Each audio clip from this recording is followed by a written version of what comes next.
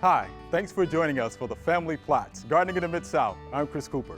Everyone loves to have a bed full of happy, healthy plants, but when the soil is heavy and always waterlogged, that can be hard to do. We have that situation right here, and we're going to plant plants that can grow in wet soils. That's just ahead on the Family Plots, Gardening in the Mid-South. Production funding for the Family Plot, Gardening in the Mid-South is provided by the WKNO Production Fund, the WKNO Endowment Fund, and by viewers like you. Thank you.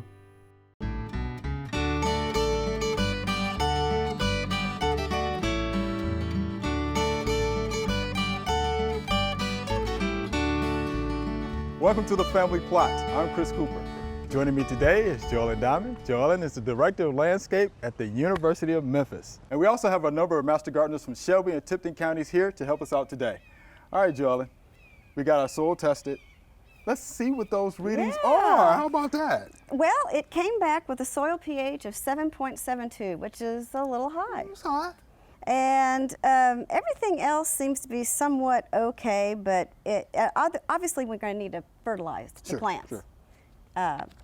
And we might want to put some acid, some sulfur down at some point to try to change the pH at the very top of the soil a little bit, just to help the plants out. Okay. But we've got to analyze the site before we could design it. So this was one of the first things we did. That's right, because we always tell people what?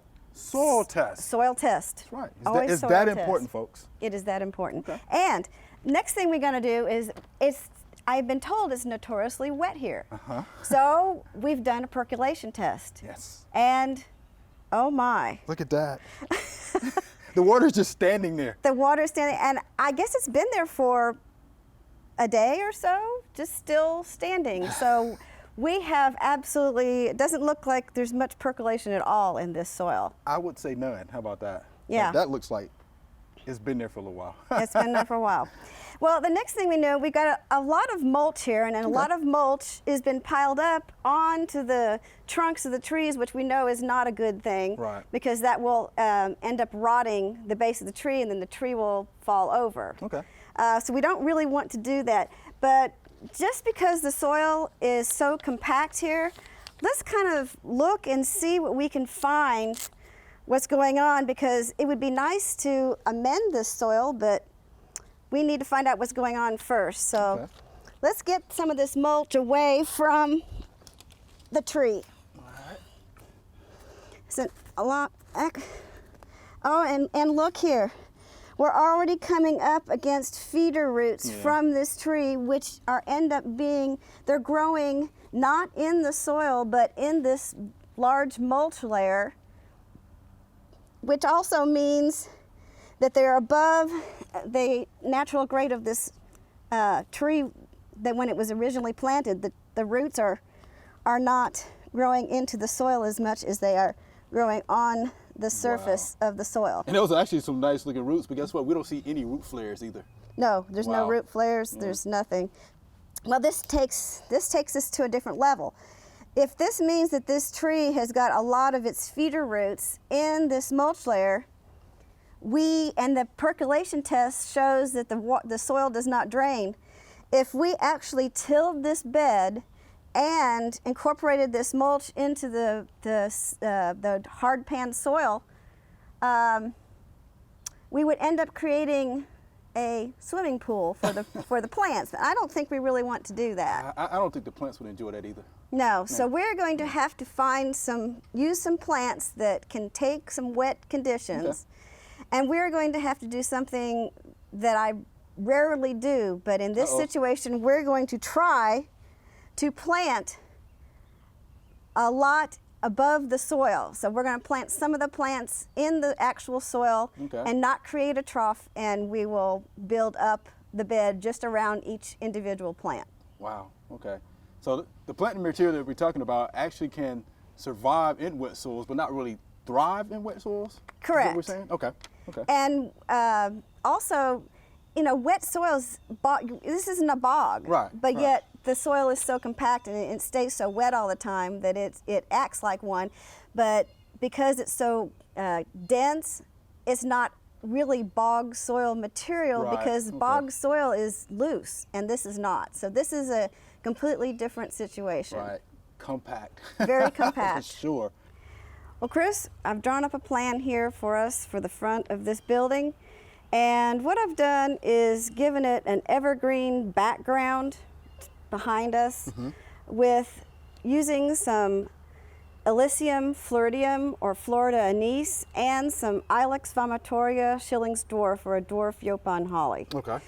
And then for some color in the front and to give some more texture, we've gone with some Spirea japonica Anthony Waterer, the Anthony Waterer Spirea, and then some Stella d'Oro daylilies, because daylilies can take water, wet conditions too. And we've gone with an Acorus graminis, Ogon, the sweet flag, and some plumbago, some perennials. Okay. And of course, we've got these wonderful cannas that have lived and done well, and cannas can stand wet feet. So we are going to take those and divide them up and spread them out throughout the landscape. Okay. All right. Well, I actually know some of their plant material, so this should be pretty fun, don't you think? Yeah, I'm hoping most homeowners that have trouble like we have here can find these plants very easily, because these are fairly common plants in the landscape at nurseries and around town and garden centers. Right.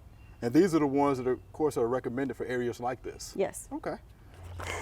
Well, the first thing we are going to do is set the plants out according to the plan. And this is built on a 1/8 of an inch scale, equals 1 foot. So I have my ruler that measures out how many feet they are on the plan, and measuring tape to measure out the feet, and we are trying to set them out exactly how it is laid out on the plan. The first plant we're going to plant after we've laid out all of our evergreen background is this Florida anise. Okay. And the Florida anise can take wet soil, but it also likes shade. And since we have these lovely trees here, and the reason why these trees have probably survived is the fact that these are Magnolia virginiana, which is a native magnolia, but it's also a common name called swamp magnolia, meaning it can take wet soils. So that's probably why they have lived. Which is why we have. So good. So what we're going to do is we've laid these out. Now we're going to plant this one Florida anise. Okay. And what we're going to do is plant the root ball 2/3 in the soil, in the actual soil, and keep the actual soil the same. And then we are going to be amending the top third of the soil and making a mound around it so it'll have some nice well-drained soil to grow in. Okay. We'll scrape off our mulch to start with. Which there's a lot of. Which there is quite a bit of. And there are your roots. Then we've got roots of the magnolia that we're going to have to contend with. And by us not tilling this ground, we are also not going to disturb all of these roots so that the tree can have as many roots as possible to live in this terrible soil condition. Well, we've come to some major roots for this tree, and we don't want to disturb them. So we're going to move our plant slightly because the plant will grow and fill in the area.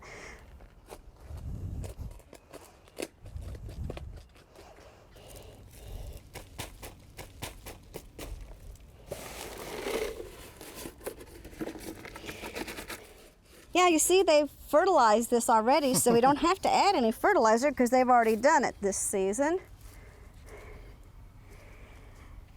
And the root ball seems to be very nice. We've got a few circling roots here. We might just want to kind of loosen those up a little bit so they'll stop circling. We will set this down in the hole and make sure it faces out nice. The nicest part faces out towards the view. And of course, the one thing we got to remember to do is take off the plant tags. It's nice for you to remember, but people forget and leave them on there, and it'll girdle this branch right here if you continue to leave it on. So we want to take it off. And I always like to inspect the plant material for diseased leaves or anything that's broken, anything like that. We might need some soil. Let me put a little bit at the base of this, the existing soil, because we don't want to change that because of the percolation test.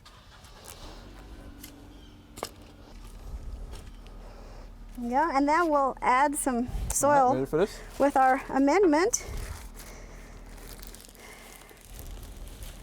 And we'll build up around the plant.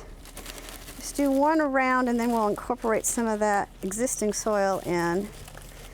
And then we will continue to add.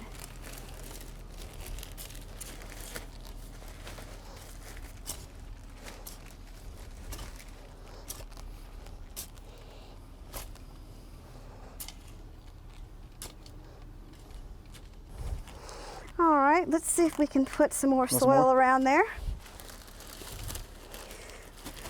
It's another ring like that, and should be enough. That looks good.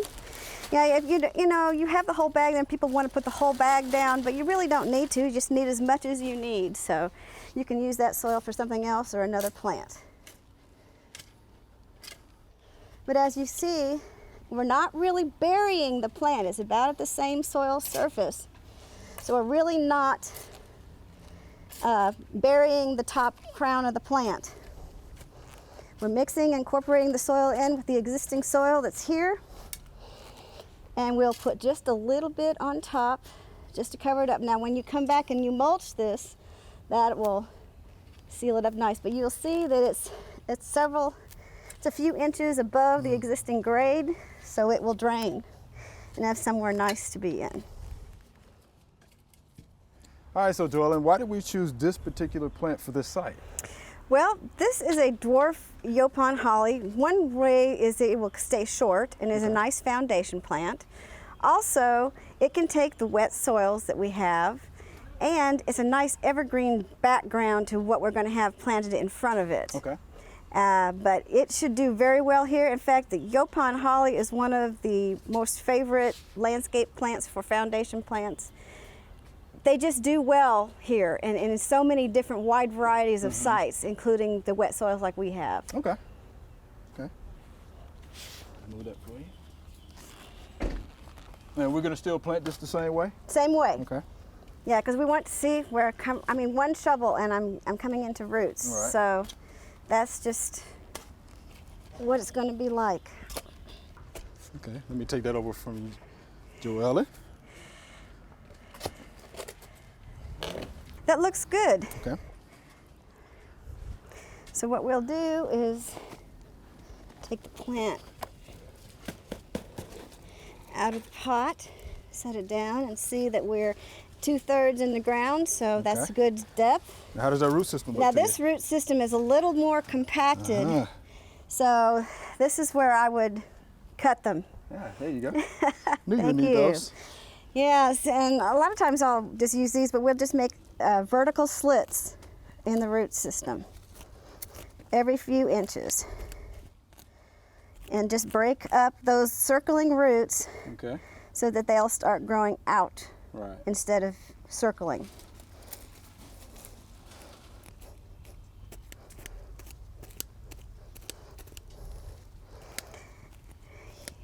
Oh, you're Very mad good. at it.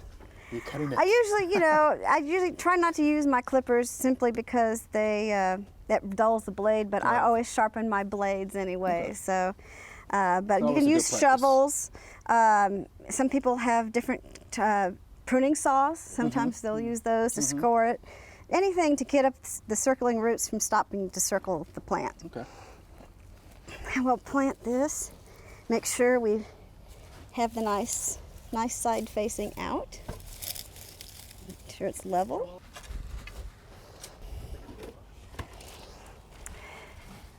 And we'll backfill the bottom part with the native soil. It's not as porous.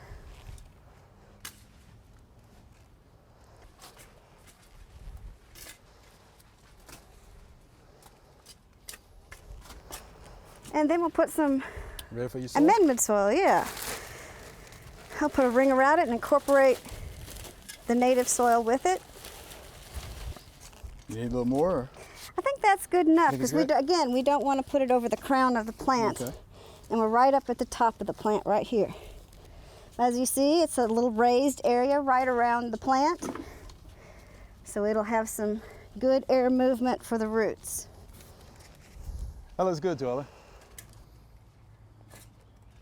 Chris, well, the next plant we're going to plant are these Anthony Waterer spirea. Okay. And they like wet feet too, but they will bloom nice pinkish red flowers Nice. for the majority of the summer. Okay. So it'll be a really nice addition with a green background to this landscape. Okay. Lovely looking plant, don't you think? Beautiful plant. The one thing is they will lose their leaves in the winter. They are deciduous. Uh-huh. But that's okay because we've got our green background to Okay. take up for it in the winter. Now we can measure, you know, you can measure with a ruler, but if you don't have a ruler, you can always measure with your shovel. And the bottom of our hole is there. The top of it is here. So we've got Yep. enough. It's deep Okay. enough. So now we'll take it out of the pot and plant it. This must be a little root bound because I've It's got tough to get out. have to squish it.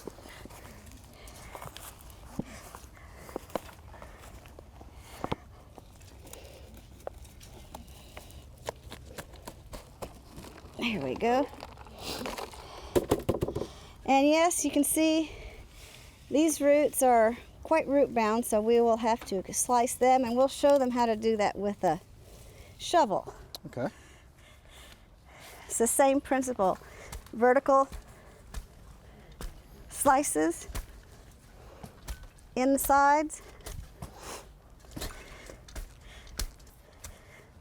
especially the ones Up at the at the top, because Yeah. that's what is going to take hold first. Is that good enough? in Do our you want more soil. pruners? I might use the pruners on this top part. It seems to be very tough. That's why sometimes a knife, garden knife, it's nice to have a garden knife. There's all sorts of tools you can use. I'll level off the bottom of the hole, Okay. set it in, and we'll make sure it's faced correctly. And we'll backfill with the existing soil that's got poor drainage for the bottom of the root ball. And then we'll add some amendments. Okay. You can use just about any kind of amendment you want to. We're using bagged topsoil for this. Organic humus, your own compost, anything will work. You just have to incorporate it with the existing soil.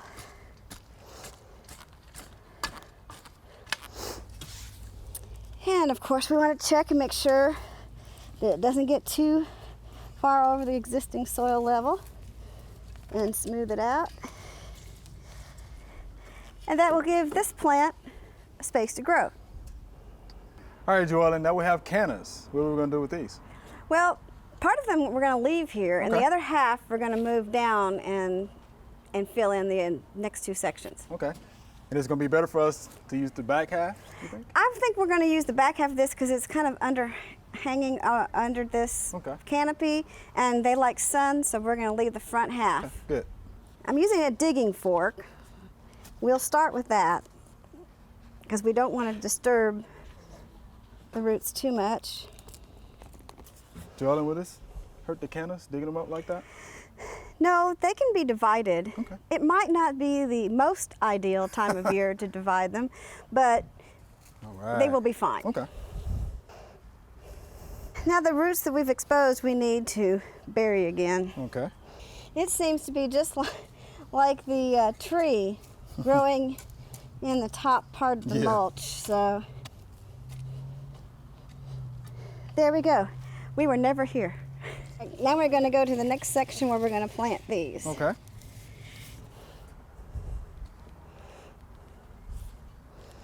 Okay, now we're going to have to dig a slight little hole, not very deep because these roots are not deep at all. And we've got a lot of roots from this tree here too. Okay, Chris, Okay, you ready? let's set yours in.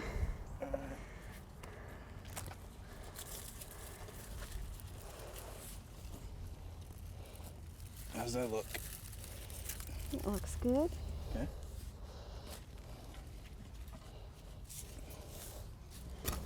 And we don't want to bury the tubers, just the roots. So we don't need to add anything to this extra than what we've already got. And they look nice. Oh, they look happy, Joella. Now we're going to lay out all of the rest of the 1 gallon material. There are different shapes and sizes of it, but it's all 1 gallon material. And we are going to lay it out to make it look nice. We have the number of plants that we have on our plan, but we don't have to measure every space that goes in, because we will just set it out and make it look good in real life. We've got them all set out. Now we're going to plant the last 3 different types of plants that we have in this landscape. The first is the Stella d'Oro daylily. Daylilies can stand wet feet, so that's why we've picked them. And the Stella d'Oro, except in the very heat of the summer, it will probably get 2 blooms out of it in the season, and earlier in the summer than maybe later in towards fall. Okay. Then we've got this blue plumbago, so that'll be a nice blue against the yellow that we have here. This will spread out and act as a ground cover, and it also can take some wet feet. Okay. The last is the sweet flag, the yellow, and this is just a ground cover, a nice spiky plant into all of the round leaves that we have, and will make a nice yellow statement here year round, because this is evergreen. These 2, the plumbago and the Stella d'Oro, they will die back in the winter, but the Acorus, the sweet flag, that will stay that color all year long. How about that?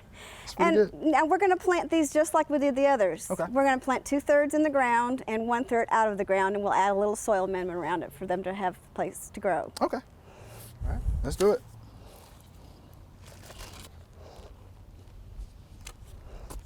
What do you think about the root systems here? Yeah, we're going to have to tease these a little bit, trying to straighten them up just a little bit. We want to keep that circling pattern.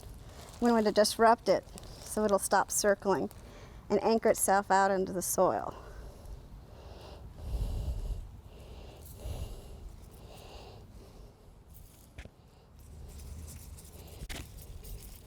And if you'll just give me just a little bit of soil there to mix with this that we have. Tell me when. That's good. Okay. Mix this with what we've got.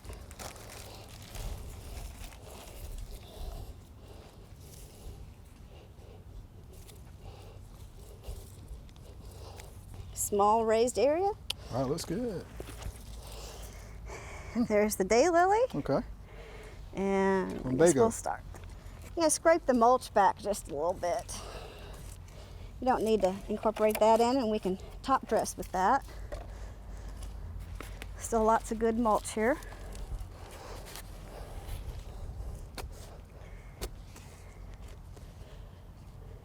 How much does this spread? 2 or 3 feet. Okay. It depends on how happy it is. Aha. Got it. And those look nice. I'm Real not going to nice. disturb those.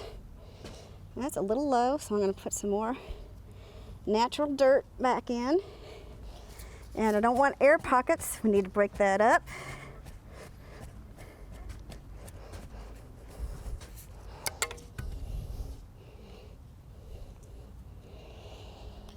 And if you'll just give me just a little bit of soil, just like you did before.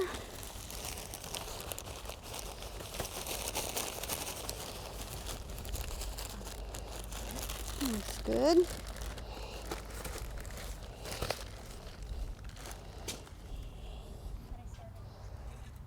There we Be go. happy.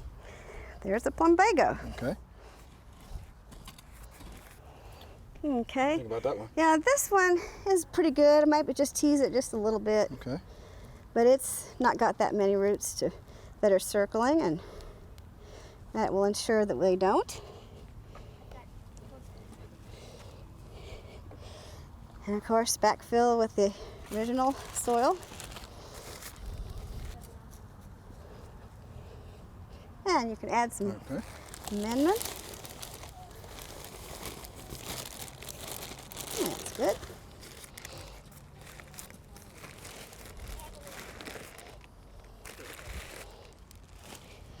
There we go, nice mound. All right. Make sure we stay out of the crown of the plant. There we've got all 3 of these planted. Now, let's go ahead and plant the rest of all the plants. All right, let's do it.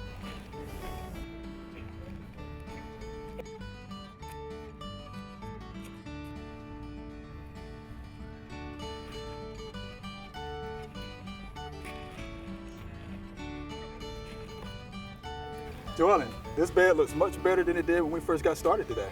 Yes, it does. And the yellow Acorus and the Stella d'Oro daylilies just really make the landscape pop. And it looks so good. We appreciate you coming by, designing this for us, and picking out the right plant material we need for this. I can't wait to see it in the next year. I can't wait as well. We also want to thank our great master gardeners who helped out. That's all we have time for today. If you want to get information on the plants we planted or rewatch a section of the show, go to familyplotgardening.com. Thanks for watching. I'm Chris Cooper. Be sure to join us next week for the Family Plot, Gardening in the Mid-South. Be safe.